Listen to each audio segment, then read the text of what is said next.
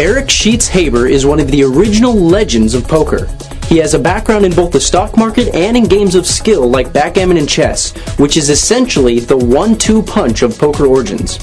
Haber is also one of the founding members of PokerXFactor.com, a video training site for poker that helped pioneer the entire industry. Haber has had much success in online poker this year. He's earned more than $100,000 in Online Player of the Year qualifying tournaments alone, including a first-place finish in the Nightly 100 Grand Tournament just a month ago, which earned him more than $22,000. Sheets is on the phone with us today to answer some questions and to give us some insight into his incredible poker abilities. How are you doing today, Eric? I'm doing good, Shawn. Thanks. Well, first off, what's the deal with your screen name? The name itself or the avatar? Well, either. Oh, okay. Well, Sheets is my screen name. Well, it's been my online name long before I ever discovered poker. I mean, that goes way back to the backgammon days online and the chess days online, and actually before there was even an online. I mean, Sheets actually refers to another passion that I have had and continue to have, and that's horse racing. And back in the day, and sometimes continuing, I'm a horse handicapper, and there's a whole kind of semi-cult of horse handicappers that use something called the sheets, and they're commonly known as sheets players. And just somewhere along the line, I'd always be seen walking around with my set of sheets, and people just start calling me Sheets, and it just became some dumb thing that people would just call me. So when I set up my original chess screen name on ICC back in the day, I just became Sheets. Gotcha. That works. And what about your avatar? Well, I mean, it's of the logo of the Linköping Hockey Club Lions, and I get a lot of people asking me if I'm from Sweden, and I kind of mess around with them and say, no, I'm not actually from Sweden. And they said, oh, okay, I see. I haven't been to Sweden in a long, long time, but about, I don't know, three years ago or so in Poker Stars, it seemed like everybody from Linköping just never lost a race. I mean, no matter who they were. As long as they were from Linköping, they never, ever lost a race. So I just figured, if you can't beat them, join them. So for a while, I actually changed my city name to Linköping, and and I changed my avatar to the logo of the Linköping Hockey Club. Now, eventually, Lee Jones called me once and said, people really need to know that you people are real people. So if you wouldn't mind, could you please at least change your city name? So I was quote unquote from Linköping for about 3 months, and now I decided to just keep the logo. And as a matter of fact, I do have 2 actual authentic hockey jerseys from Linköping Hockey Club that River Loser from online was happy enough to order for me from the website, which was only in Swedish. Otherwise, I would have ordered them myself. And I'm planning on wearing them the first big WPT final table I make. So, needless to say, they're still very, very clean. Well, so has it been working out for you then? As I said, I'm still waiting for the big WPT final table. I don't get a chance to play too many of them, but the jerseys are ready, so I will be wearing them one day. Cool. Well, how much poker have you been playing lately? Well, I'm married with kids, and I have a lot of stuff going on, so it really does depend. Obviously, I play a lot more online than I do live, and it just kind of depends. Like this past month, I did put in a lot of time. There was this stupid TLB bet that was going on, and I decided to put in a lot of hours. I actually did win the TLB on Stars for the first time ever. I'm pretty sure the highest score ever. I'm not 100% sure of that, but that was I wouldn't recommend that. I mean, we played a lot of $3 tournaments, $5 tournaments, or whatever, and it just kind of depends. This coming month, I mean, it's just kind of hard to say. I mean, I've been playing a lot. I've been going back into my multi-table obsession and away from my sit and goes for a while. I just kind of go in and out as far as that goes. But I mean, when I'm not playing, I'm thinking about it or doing my other poker businesses. So poker is pretty consuming, considering that I still run a hedge fund as well. So I do have a lot going on. And as far as how much I play, it just really depends. Okay. Well, what's the ratio between live and online, do you think? I mean, you said... Oh, well, again, Mrs. Sheets is not too thrilled about me traveling to these big live tournaments, because the kids really like me around. Right. So maybe I get to about 3 or 4 live events a year, and aside from the World Series where I play the main event, maybe a couple of others. I was going to go play Borgata, the main event Sunday, but stuff came up. Kids for a soccer game, meet the teacher night the next day, blah blah blah. And this is just these are just the sacrifices that everybody makes. She's very accommodating to when I want to play online. She's very accommodating with the whole poker businesses and stuff. So when she wants me around, I like to be around. And I'm going to play the 5K though, so that's something. Well, like you said earlier, actually, you started out as a backgammon player and a chess player, and you also met Phil Locke during that time. Is that correct? Yeah, I mean, again, I started out playing chess. Well, I think started out. I mean, whatever. I always had a little something going, and I got really into chess pretty quickly, and I got pretty good. And then I decided to get into backgammon. I got really good at backgammon, and yeah, I met Phil at one of the local clubs in New York. I mean, he came to town, and and I've known him for, ever since. It's like 12 years, maybe something like that. Gotcha. I mean, I make the joke that I've known him. I refuse to acknowledge him as the Unabomber. I mean, I know him at least 5 nicknames before that. So, yeah, I mean, he's one of the real legitimate geniuses out there. Yeah, for sure. Well, what similarities do you see between like backgammon or chess and poker? Well, I mean, I was thinking about that. I mean, it's like anything. Everything's a game that involves some degree of risk, some degree of discipline, but they all have their little tweaks. Like one of the interesting differences between backgammon and poker, I would say, and let's take chess in the same discussion. Chess is a game of completely perfect information. Okay, there's no element of luck at all. All right, you know exactly what the position is on the board, and after a person makes his play, what he's done. You can tell exactly what a person has done after he's done it, and you can analyze for yourself whether that person made a correct or a good move or not. Now, you go up to backgammon, where backgammon's kind of perfect information, but kind of imperfect. It's imperfect because you don't know what's going to come out of the dice. But even still, once a person makes a roll and makes a move, you can tell what he has done. You can tell whether he has made a good move, because there are only a certain amount of moves you can make in backgammon given a certain dice roll, and then you can just tell what he has done. Now, you go to poker. Poker is incredibly imperfect information, because not only do you not know what cards are coming, but you don't know after a person has made a play whether he has made a good play or not. In other words, let's say a guy, for whatever reason, under the gun, open folds aces, all right? I mean, that's a horrible play, but no one will ever know that he made it, okay? So it's a little tougher, in my opinion, to figure out a person's tendencies and what they're doing in poker as opposed to backgammon, where all the information of, what their choices are right in front of them.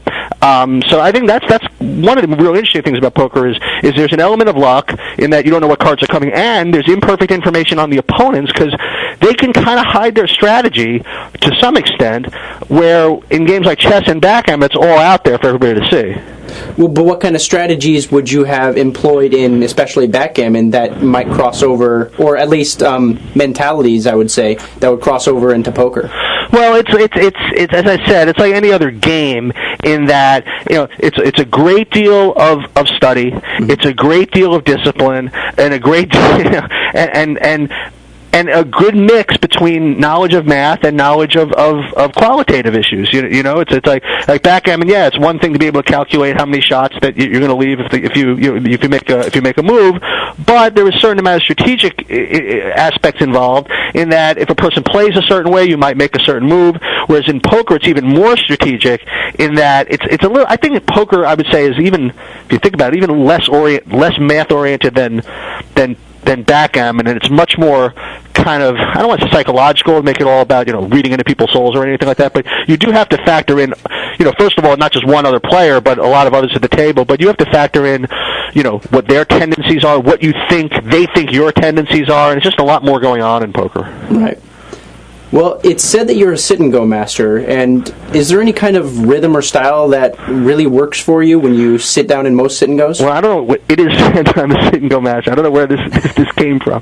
But as far as rhythm or style goes, I mean, I can go on forever about sit-and-goes, but sit-and-goes to me are not really all too interesting, okay, in the real sense. I mean, a lot of the decisions are pretty straightforward, except what's interesting about sit-and-go as opposed to multis is that sit-and-go's, most of the work is done away from the table, okay? When I'm playing a sit-and-go, I mean, all my decisions are pretty automatic, and they're only automatic because I've done so much work, and all the best players do this, do so much work away from the table, figuring out what they're supposed to do in certain situations.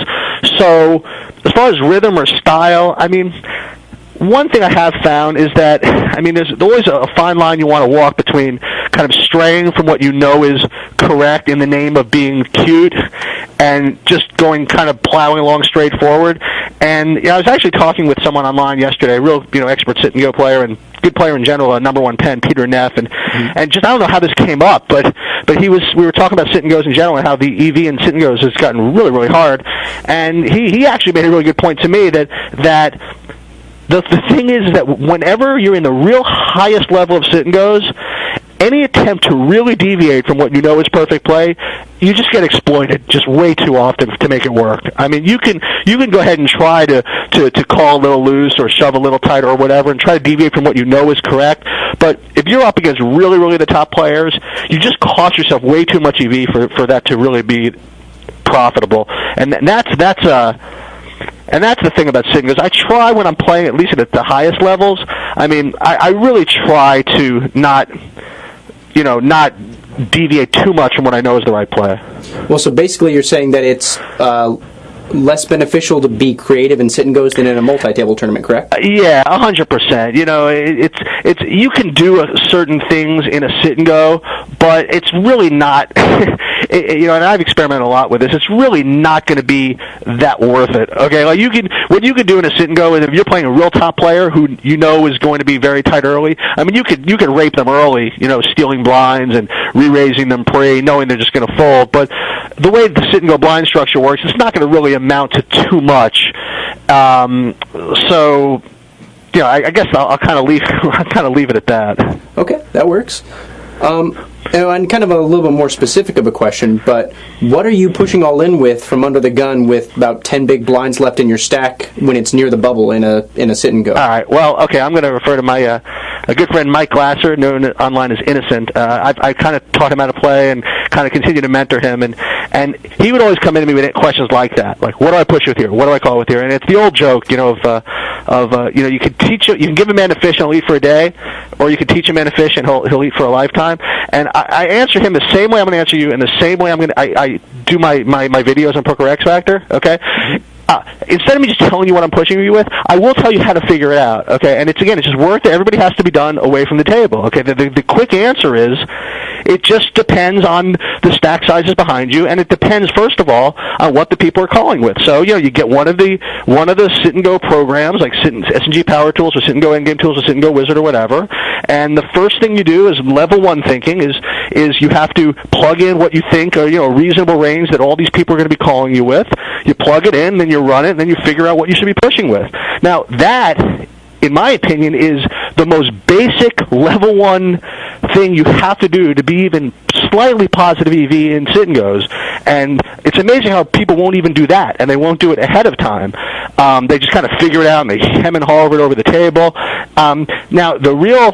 if you really want to figure out the answer, is then what you do is once you figure out, you give the guy kind of a range, then you figure out what you should be pushing with, then you go back and you say, well, if you're going to be pushing with this, does that impact what they should be calling with? And then you go back and you put in what they should be calling with, giving what you should be pushing with, and then what you do is you keep doing trial and error until you get to a point of equilibrium where when you're pushing, they're calling, knowing what you should be pushing with, and you're pushing with against what you know they should be calling with. And when you get to that equilibrium, just running these programs time and time again, then you get to that point where you're behaving efficiently by shoving a certain amount. So again, I'm not going to say what the answer is, because it really depends on the relative stack sizes and how many people are left and all kinds of stuff. But all these types of questions just take work, and you can figure them out really easily with the advent of these sit-and-go Power Tools programs. I mean, it's really made getting an edge in sit-and-goes very, very difficult, because anybody can do this, but curiously, no one seems to want to put in the work. Well, how long does it take to input all of this information into one of these tools while you're in a hand? You can't do it when you're in a hand. Okay. As I said, in sit and goes in particular, this is work you have to do away from the table. This is work you have to do when you're not playing. And again, this is not what poker players want to hear. Okay, exactly. they want to hear that they just sit down, play, learn from their mistakes, and just adapt to it or whatever. But this is tough stuff. It's not tough stuff. It's very trivial. From a math perspective, it's just grunt work, and you have to just take some time away from the table and run simulations. And then I know some of the sit and go experts I know out there. They've worked it all out, and they have charts pasted on their computer. Okay, and they could just blindly know exactly in every situation what you're supposed to be shoving with, what you're supposed to be calling with. But that's not from instinct. That's not from quote unquote experience. That's from doing a lot of homework, and that kind of dedication is part and parcel of people being very, very good at any profession, not just playing sit and goes. Right. Have you noticed, is there one mistake or one kind of mistake that most people make when playing sit and goes? I think it goes back. Now, it depends on what the levels are, but I think, again, it comes down to when you get, especially near the highest levels, I think people people try to get too cute. And the other mistake I see people make is people sometimes play a little too high. I've been noticing that a lot recently, and I can tell that because they're really not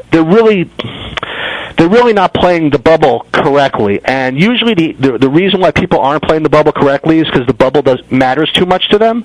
And if the bubble matters too much to them, it's because they're playing too high. So I guess one mistake I do see people making is simply playing too high.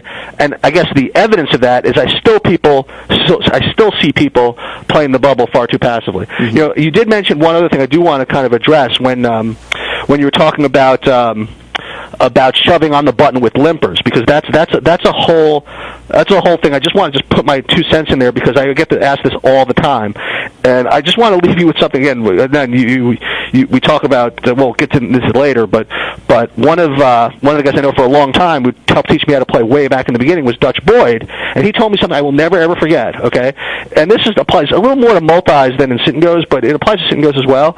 Is before you start really thinking about shoving over limpers, just remember that people, as human beings and as risk takers, really like to defend what they've invested, okay? And when someone puts in a bet, even if it's just a limp, they become all so much more likely to call if you shove than you think, all right? And people that have played live will attest to this. They'll say, oh my God, these guys limped and I shoved and the guy just called me with fours, okay? Once somebody has put a chip in the middle, all right, they become ever more likely to make I don't want to say bad call, but a looser call if you shove over the top of them, because number one, they feel, embarrassed they put the chip in, or they come up with some reason to put you on a hand because, and only because, they put money in. So if you are going to shove over limpers, just remember you don't ever have as much fold equity as you think. Okay, good advice. And you kind of contested the fact that I called you the master of sit and goes, but you've also technically been called the master of Reby tournaments as well. Apparently you're I don't know. Everything. I don't know. I mean, with all that's going on now, I mean, there's so many really good players. I mean, to call anybody a master of anything is a little embarrassing. But I mean, the Reby tournaments, I actually hate Reby tournaments in general. I mean, I happen to do very well in them, but I think I don't like Reby tournaments at all. I mean, the whole cool thing about poker is that, number one, anybody can sit down with $10,000 and play the main event of the World Series, very egalitarian. And what the Reby tournament does is kind of skew that, I think one of the cool things about freeze-outs, I mean, just from a real logical perspective, is everybody starts with the same chips, okay? Whereas in a rebuy tournament, if somebody was so inclined, they can just go on every hand, rebuy as many times as they want, and get a huge chip stack. Yeah, it's going to cost them money, and theoretically that money is going to be redistributed among the rest of the players. But I mean, what if you're in one of these tables where no one's rebuying, everybody's playing tight, and then there's this other table where these guys are all in every hand, and they all have 40,000 at the end of the break, and you're sitting here with average stacks of 3,200, and then they end up switching tables, and now you have to deal with all these huge stacks. I mean, it's to me, it's just not fair. You know, but you know, not to say I'm not going to play them, but as far as rebuy tournaments as a concept, I'm not really a big fan.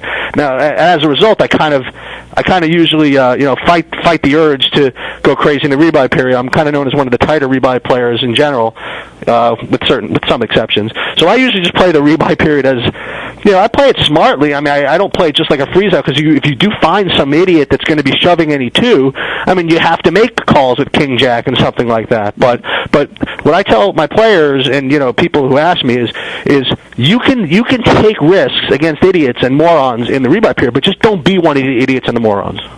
Well, what about after the rebuy period's over? Do the dynamics change because of the rebuy period? Well, it changes only in as much as usually you have, and everybody has bigger chip stacks relative to the blinds. I mean, that's what I do. The reason why I do like the rebuys is, and I do well in them, is because the average chip stack is pretty high relative to the blinds, so you can be more flexible and do a lot more things. So yeah, it does revert to a freeze up, but because of the rebuy period, the stacks are much higher relative to the blinds, so you can just be a little more flexible, make a few more moves, and just be a little more creative. So then, would you surmise from that rebuy tournaments in general are more skillful take more skill to win? It takes more skill to win, but it does not. It takes less skill to put yourself in a position to win. In other words, if you wanted to, you could. I mean, technically go in all in every hand. It would cost you a lot of money, and you would have an above average stack. And so it's easier to put yourself in a position to use your skill, but what you're doing is you're running the risk of really putting yourself in a spot where you need to come in fourth to make money in the tournament. Okay, that makes sense. Well, poker can obviously be seen as a business venture in much the same way that the stock market can, which you've also taken part in. Sure. You've proven that by being a notorious backer for the Crew, which is a group of up-and-coming poker pros, or they were a group of up-and-coming poker pros. That's not nice. Yeah, exactly. They are. Scott Fishman, Dutch Boyd, Brett Jungblut, they're all really big on the poker scene now. Personally, in what ways do you see poker as being a business? Okay, well, I take issue with a couple of things in there. First of all, I haven't proven that. Okay, when you say poker can obviously be seen as a business, I haven't proven that. Okay, and it's anything at all that involves money and investment of time should be treated as a business. Now, again, obviously, as you might imagine, a lot of poker players out there, you probably try to have this conversation with your parents growing up, when they say, "Oh, you're just being a degenerate gambler" or whatever, and you try to explain, no, it's risk calculation, and I keep records and the whole thing, and I sometimes say there's a really fine line between being a compulsive gambler and being a professional gambler. Real fine line between a degenerate gambler and being a businessman. And it's really just is how you treat it, and whether it's poker or chess or the hedge fund or backgammon or anything at all. I mean, if you treat it with respect and you treat it professionally, anything can be treated as a business. Now, that's not to say that the rest of society is going to regard it that way, but if you're doing something that requires a lot of work, that requires a lot of brains, that requires a lot of organization, yeah, it could be definitely treated as a business. The next thing you said was I'm known as the notorious backer of the Crew. I've been called many things. I don't think I've ever been called notorious before.